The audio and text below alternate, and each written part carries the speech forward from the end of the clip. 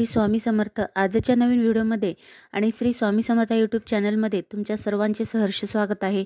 अनंतकोटी ब्रह्मांड नायक राजाधिराज योगीराज जगाचे चालक मालक पालक श्री स्वामी समर्थ महाराज यांना त्रिवार वंदन करते आणि आजच्या नवीन व्हिडिओला सुरुवात करते. आज मी तुम्हाला शाकंभरी नवरात्र का साजरे करायचे असते, शाकंभरी नवरात्र म्हणजे काय ते मी तुम्हाला आजच्या व्हिडिओमध्ये सांगणार आहे. त्यासाठी व्हिडिओ शेवटपर्यंत नक्की ऐका. आजच्या धावपळीच्या जगात स्थलांतरामुळे नोकरी व्यवसायाच्या निमित्ताने अनेक कुटुंबामध्ये आपल्या कुलदेवतेची माहिती नसते व त्यामुळे देवीची सेवा होत नाही. आपल्या कुलदेवतेची सेवा म्हणजेच आईची सेवा करणे हे होय. आपले परमपूज्य गुरुमाऊली पण आपल्याला हे सांगत असतात की आपण आपल्या देवीची उपासना केली पाहिजे. 50 वर्षात वैयक्तिकरित्या देशोधडीला लागलेल्या पूर्ण वाताहत झालेल्या अनेक कुटुंबियांना मार्गदर्शक करून ते सर्वांना सांगत असतात, आवर्जून सांगत असतात की तुम्ही तुमच्या आईची, भगवती देवीची म्हणजेच तुळजापूरच्या देवीची सेवा करत चला. हे सर्वांना ते सांगत असतात. त्याचप्रमाणे या महिन्यामध्ये 18 तारखेपासून म्हणजे आजपासून शाकंभरी नवरात्र उत्सव सुरू झालेला आहे. हा नवरात्र उत्सव 25 तारखेपर्यंत आहे, म्हणजे पौर्णिमेच्या दिवशी या उत्सवाची समाप्ती असते. तर शाकंभरी देवी नवरात्र कसे साजरे करायचे, शाकंभरी देवी हे नाव का पडले, याची संपूर्ण माहिती आपण आजच्या व्हिडिओमध्ये पाहणार आहोत. शाकंभरी नवरात्र उत्सव हा पौष महिन्याच्या शुक्ल पक्षातील अष्टमी तिथीपासून सुरू होतो आणि पौष पौर्णिमेपर्यंत हा उत्सव चालतो. यंदा शाकंभरी देवीची पूजा पौष शुक्ल अष्टमीला म्हणजेच 18 जानेवारीपासून 25 जानेवारीपर्यंत कालावधी आलेला आहे. पौष महिन्यातील पौर्णिमा ही शाकंभरी पौर्णिमा म्हणून ओळखली जाते. या दिवशी माता शाकंभरीची जयंती साजरी केली जाते. अनेक देशस्थ ऋग्वेदी ब्राह्मण कुटुंबाची शाकंभरी देवी ही कुलदेवता असते. हिचे दुसरे नाव बनशंकरी असे आहे. या बनशंकरीचे विजापुरातील बादामी येथे एक सुप्रसिद्ध मंदिर आहे. या काळात तिथे फार मोठा रथ उत्सव सुद्धा केला जातो. वर्षभर दर शुक्रवारी त्या देवीची त्या ठिकाणी पालखी काढली जाते.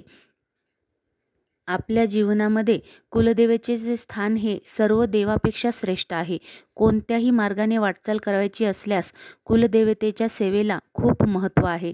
त्यामुळे मोक्ष मार्गाकडे जाताना किंवा थोर देवीची कृपा संपादन करताना अगोदर कुलदेवीची सेवा करून तिची संमती घ्यावी. तसेच निरनिराळ्या बाधा, व्याधी, संतती, विवाह, शत्रुनाश, आर्थिक सुबत्ता, कुटुंबात शांती, आरोग्य या सर्व विषयी कुलदेवतेच्या कृपेचा अगदी आशीर्वाद आपल्याला निकटचा संबंध आहे.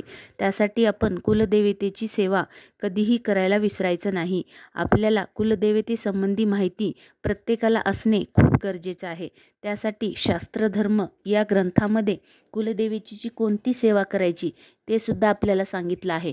आणि या नवरात्रामध्ये म्हणजे शाकंभरी नवरात्रामध्ये सर्वांनी शाकंभरी देवीची पूजा ही करायचीच आहे. शाकंभरी देवी ही भाजीची देवी असल्याचे असेही म्हटले जाते. शाकंभरी देवी हे माता पार्वतीचेच रूप आहे. तिला अनेक नावे आहेत. माता शाकंभरीला देवी वनशंकरी, शताक्षी असे सुद्धा म्हटले जाते.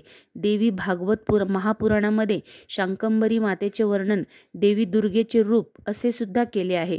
पुराणानुसार देवी पार्वतीने प्रभू शंकराला मिळवण्यासाठी कठोर तपश्चर्या केली होती. देवीने अन्न आणि पाणी सोडून दिले होते आणि जगण्यासाठी फक्त पालेभाज्यांचे सेवन केले होते. म्हणून त्या देवीला शाकंभरी असे नाव पडले. दुसऱ्या आख्यायिकेनुसार जेव्हा पृथ्वीवर 100 वर्ष पाऊस पडला नाही तेव्हा मानवाचे दुःख पाहून ऋषींनी मातेची प्रार्थना केली, या देवीची प्रार्थना केली. मग शाकंभरीच्या रूपाने मातेने आपल्या शरीरातून जन्माला आलेल्या वनऔषधीमधूनच विश्वाचे पालनपोषण केले. अशा प्रकारे देवीने विश्वाचा नाश होण्यापासून सर्वांना वाचवले.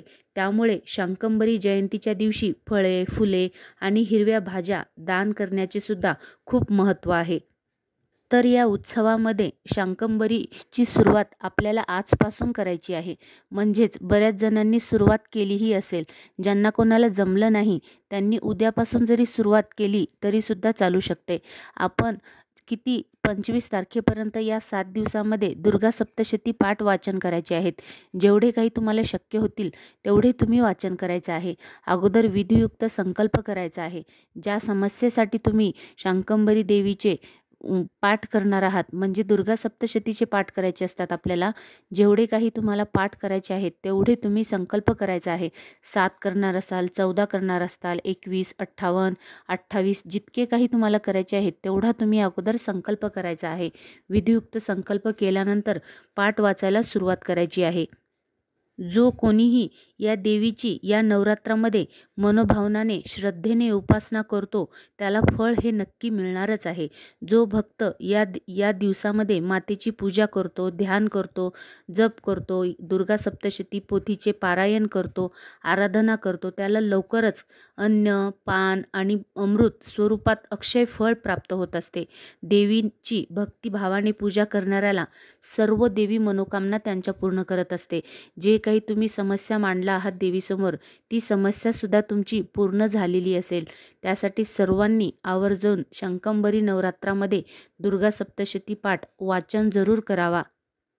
दुर्गा सप्तशती पाठ कसे वाचन करायचे ते मी अगोदरच्या व्हिडिओमध्ये पण सांगितलं आहे. कुठल्याही श्री स्वामी समर्थ सेवा केंद्रामध्ये दुर्गा सप्तशती हा छोटासा ग्रंथ भेटून जातो. ते पोथी तुम्ही घेऊन दुर्गा सप्तशती पाठ वाचन करायचं आहे. आजचा जर व्हिडिओ तुम्हाला आवडला तर लाईक, शेअर, सबस्क्राईब करायला विसरू नका. श्री स्वामी समर्थ. जय जय स्वामी समर्थ.